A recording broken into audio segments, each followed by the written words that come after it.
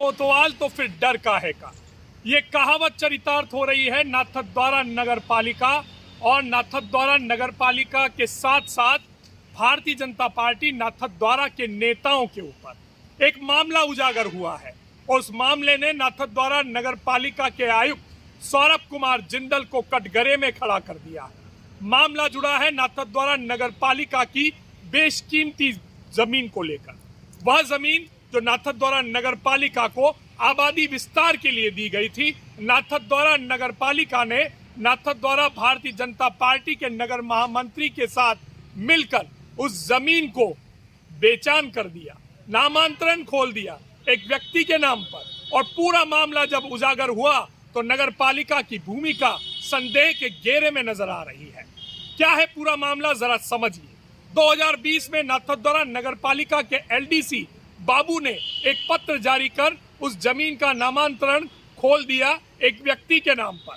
लेकिन जैसे ही आयुक्त को इस बात की भनक लगी, खबर हुई और उन्होंने तुरंत प्रभाव से वो नामांतरण निरस्त कर दिया। मामला कोर्ट पहुंचा, सामने वाला पक्ष कोर्ट में गया और नगर पालिका कब्जा लेने की कोशिश में थी। तभी सरकार बदल जाती है और जैसे ही सरकार बदलती है, भारतीय जनता पार्टी के नेता उस जमीन पर जो पहले से आंखें गड़ाए बैठे थे, उन्होंने ये पूरा खेल रच डाला और आयुक्त के साथ मिली भगत करके उस जमीन का नामांतरण अपने पक्ष में करवाने के लिए प्रयास करने लगे। आयुक्त के साथ मीटिंगें हुई और आयुक्त ने नाथद्वारा नगर के महामंत्री भारतीय जनता पार्टी कुलदीप कनेरिया को आश्वस्त किया कि आप कोर्ट से केस वापस लीजिए, मैं नामांतरण आपके नाम पर या आपके पक्ष के नाम पर खोल दूंगा।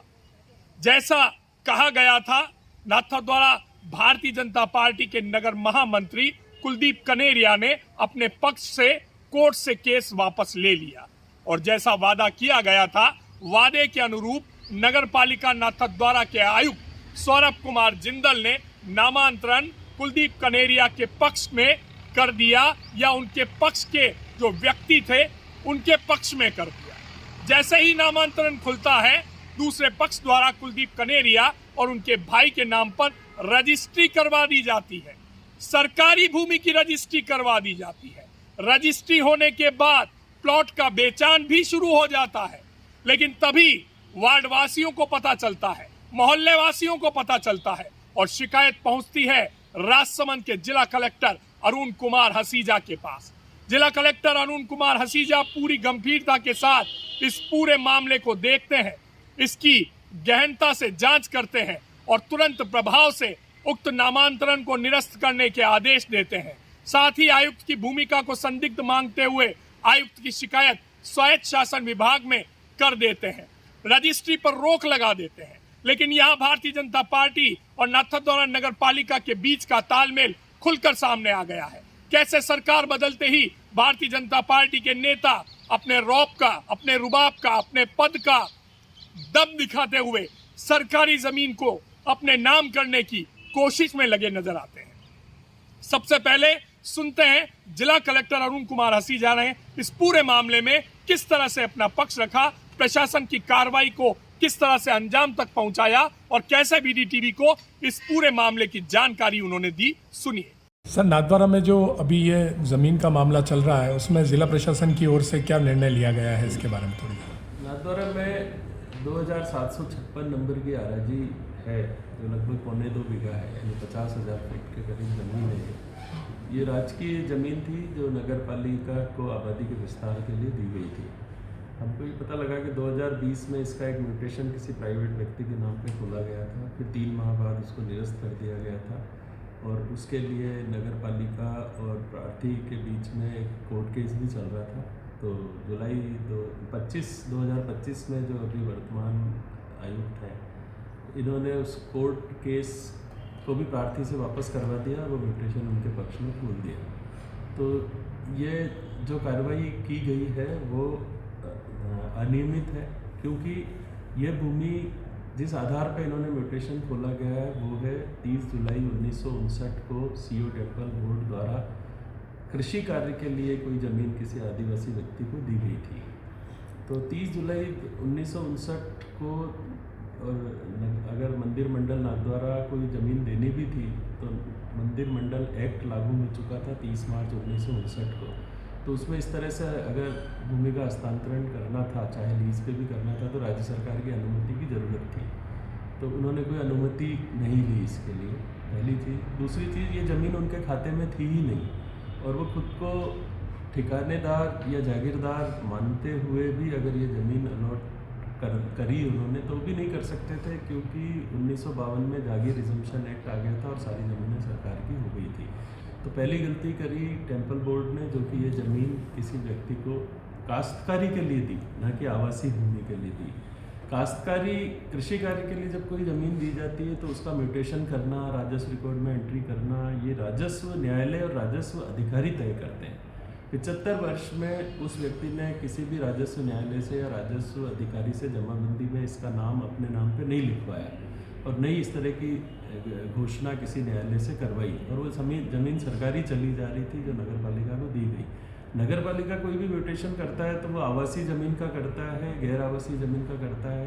कृषि भूमि में नगर पालिका के कोई भी अधिकार नहीं होते हैं, और जिस पट्टे को मानते हुए नगर पालिका ने म्यूटेशन जारी किया वो तो कृषि अधिकारियों के लिए दिया हुआ पट्टा है, तो उसके संबंध में नगर पालिका उसको लीज डीड उसका म्यूटेशन कर ही नहीं सकती, राजस्व अधिकारी कर सकते हैं। तो आयुक्त की जो भी कार्रवाई है पूरी तरह से नियम के विरुद्ध है, नगर पालिका के हितों के विरुद्ध है, राज्य सरकार के हितों के विरुद्ध है।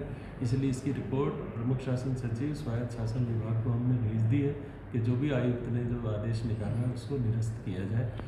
और हमने as a collector district land record officer भी इस ज़मीन पे रोक लगा दी है कि इसकी फर्दर कोई रजिस्ट्री नहीं हो सकती, कोई बेचान नहीं हो सकता है, और नगर पालिका भी इस पर कोई कार्रवाई नहीं की जा सकती। और एक सबसे बड़ी जो चीज़ ध्यान में आई है कि एसटी की ज़मीन जो कि काश्तकारी अधिकारी के लिए दी गई हो, वो वैसे भी गैर एसटी को हस्तांतरित नहीं की जा सकती, और अगर कर दी गई है तो वो ऑटोमेटिक वापस से राज्य सरकार की ही ज़मीन मानी जाएगी, न कि किसी व्यक्ति विशेष की। तो देखा आपने जिला कलेक्टर अरुण कुमार हसीजा किस तरह से बेहद गंभीरता पूर्वक इस पूरे मामले पर लगे हुए हैं। उन्होंने इस पूरी जमीन के मामले में इतनी गहनता से तहकीकात की है कि 1959 जब पहली बार ये जमीन मंदिर मंडल द्वारा काश्तकारी के लिए उपलब्ध करवाई गई थी, तब से लेकर आज दिन तक का डेटा जिला कलेक्टर के पास है, और जिला कलेक्टर ने निश्चित तौर पर यह माना है कि कहीं ना कहीं नगर पालिका नाथद्वारा के आयुक्त की भूमिका इस पूरे मामले में संदिग्ध नजर आ रही है।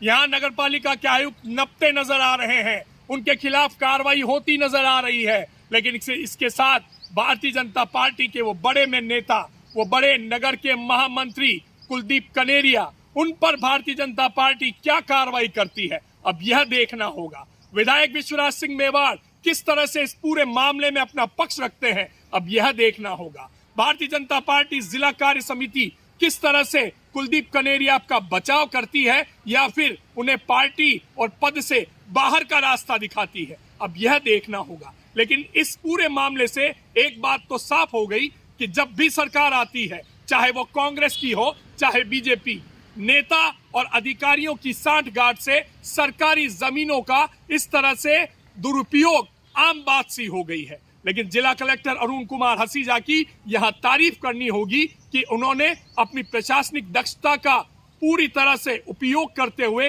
सजगता दिखाते हुए, जनता के हित की बात करते हुए इस जमीन पर स्टे लगा दिया है, बेचान पर रोक लगा दी है, और पूरे नामांतरण को रद्द करते हुए एक प्रशासनिक अधिकारी की भूमिका को स्पष्ट रूप से सामने रखा है। चाहे आयुक्त एक सरकारी अधिकारी हैं, लेकिन जहां आयुक्त गलत हैं, उन्होंने स्पष्ट तौर पर और कड़े शब्दों में आयुक्त सौरभ कुमार जिंदल को कटघरे में खड़ा भी किया है। अब देखना यह है कि ये मामला कहां तक जाता है और भारतीय जनता पार्टी किस तरह से अपनी किरकिरी होने से इस पूरे मामले में अपने आप को बचाती नजर आती है।